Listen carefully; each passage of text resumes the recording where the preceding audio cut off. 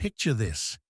You wake up, check your phone, and the headline is everywhere. Spirit Airlines shuts down. Your first thought might be, why did it happen? But the more urgent question, the one that actually shapes the next few weeks of US air travel, is what happens next. Not in theory, in the next 72 hours. Planes, routes, gates, slots, and yes, people. Where does all of it go? Who moves first? And how quickly does that bright yellow paint disappear from the skies? Let's strip this down to the real-world chain reaction. When an airline collapses, the physics of aviation economics kick in immediately. Lessors call, airports coordinate, competitors sniff for opportunity. Employees hit the phones. The story stops being why Spirit failed and becomes who picks up the pieces fastest.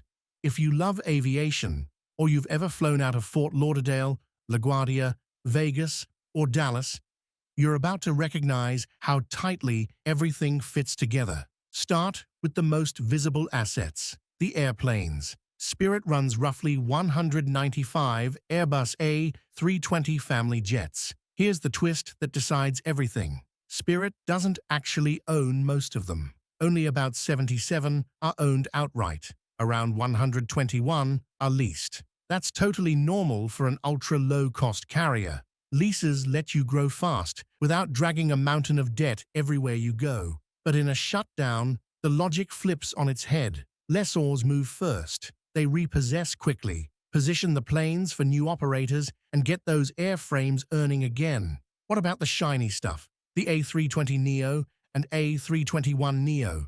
Same story, just more urgent. Only about 11 neos are fully owned. The rest are tied to lease deals. If Spirit goes dark, those neos don't sit long. There's a line of airlines dealing with parts bottlenecks and delayed deliveries. They'll take a serviceable neo tomorrow if they can. You can already see how the 2024 sale and leaseback telegraphed the pressure. Spirit sold 25 aircraft, raised around $419 million in cash, cut roughly $465 million in debt, and traded ownership for flexibility. That helps when you're alive. It hurts when you're not. In a shutdown, fewer owned jets means fewer assets you can sell to pay bills. The lessors simply take their toys and go home.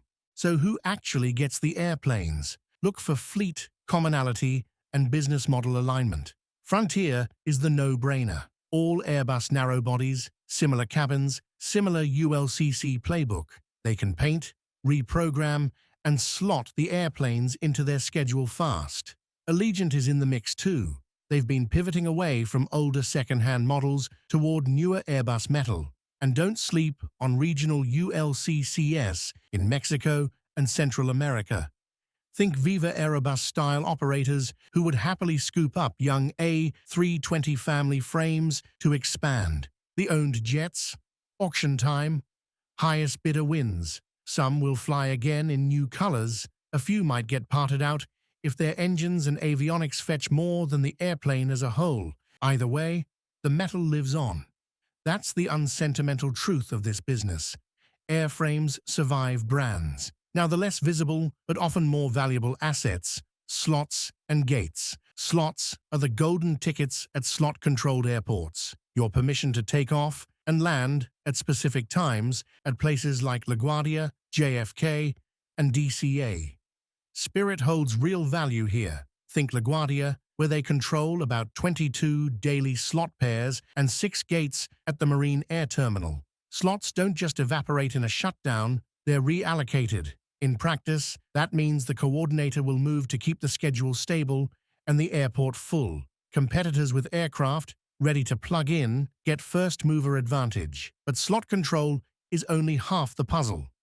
The other half is gates. Gates are local politics, leases, and logistics. At Spirit's heart, Fort Lauderdale, Terminal 4 is a hive of yellow tails all day.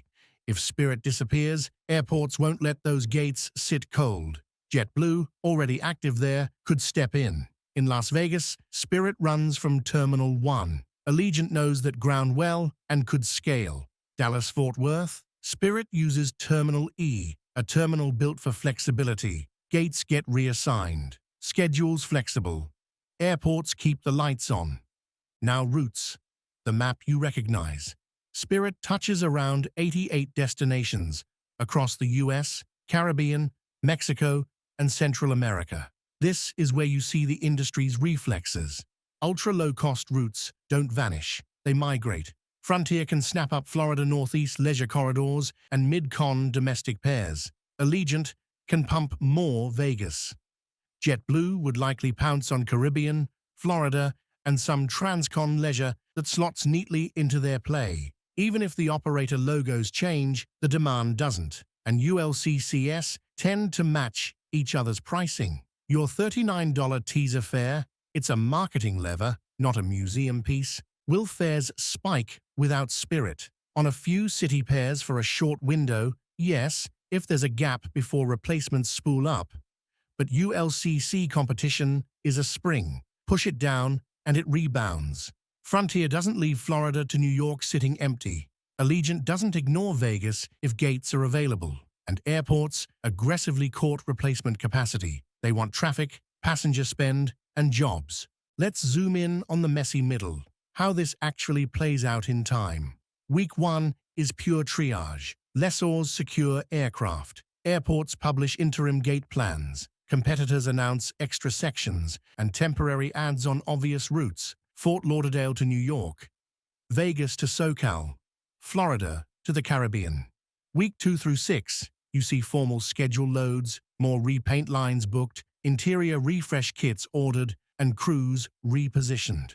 Quarter 2 and beyond, the map looks stable again. You still fly to Cancun and San Juan. You just board a different livery. Two invisible assets deserve a quick look because they affect real people's wallets, loyalty points, and credit cards.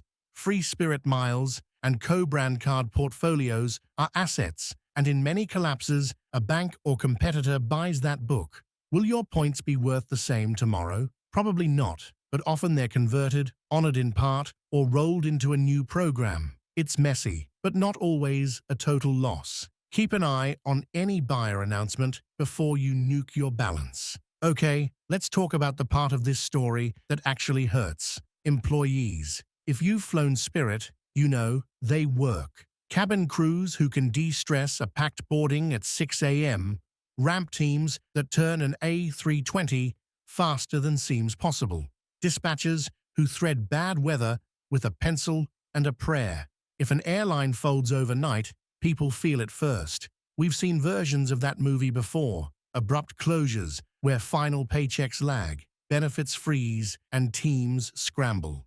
In a Spirit shutdown, some will be absorbed quickly. Pilots and flight attendants with Airbus time are valuable on day one.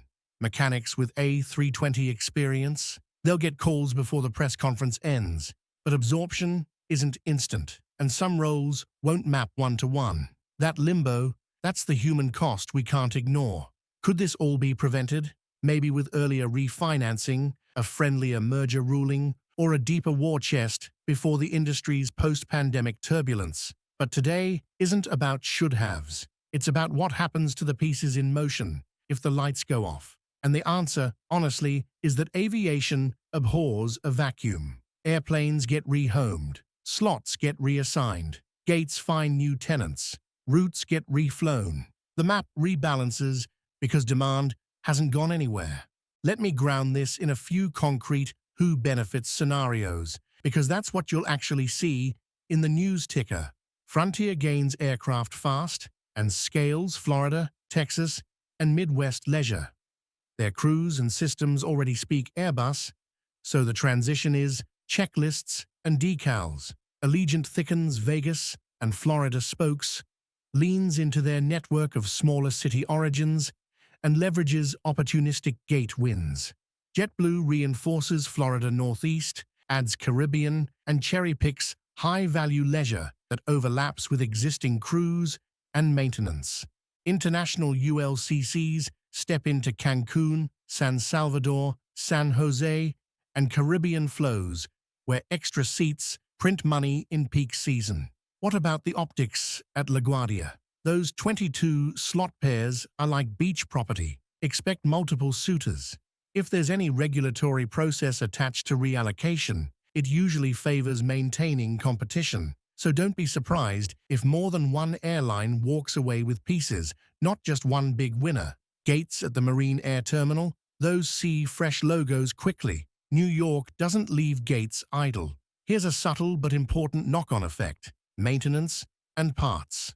If Spirit's yellow tails scatter to new homes, the spares pools and repair lines re-optimize too. That can actually ease the industry's parts squeeze. More airplanes in active fleets under operators with robust supply chains means fewer aircraft stuck awaiting a single back-ordered valve or nacelle liner.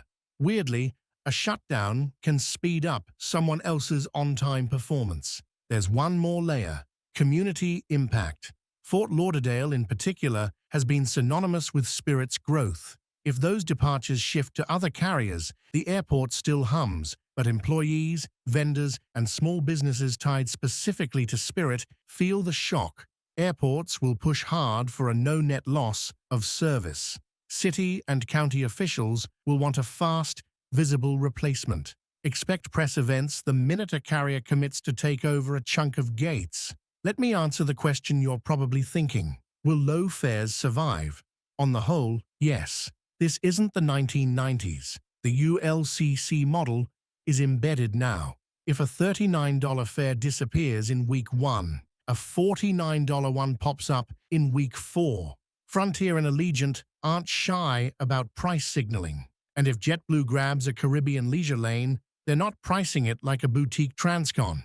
The brand may change, the fare ladder doesn't. So if Spirit were to shut down tomorrow, what happens? The fleet gets split. Lessors reclaim, owned jets auction, NEOs released. Slots get redistributed with a bias toward keeping planes in the air. Gates move to whoever can turn them. Routes are adopted by carriers who were already circling. Employees, some hired fast, some left in a hard pause, find their footing over weeks and months. And passengers? After a short period of turbulence, most of you keep flying the same city pairs at familiar price points, in a different paint job. I want to end where the heart of this lives. Every airline is a machine built by people. If this collapse ever becomes real, remember the crews who got you home for holidays, the gate agents who rebooked you at 11 p.m., the mechanics who signed off a safe airplane at 3 a.m. The assets will be fine. The people deserve better than a footnote. If you found this breakdown helpful, stick around. We cover aviation's big moves without the fluff: who wins, who loses, and what it means for your next flight. And I want your take. Which airline do you think would move fastest to pick up Spirit's slots, gates, and planes? And on which routes first? Drop your predictions in the comments so we can track them together.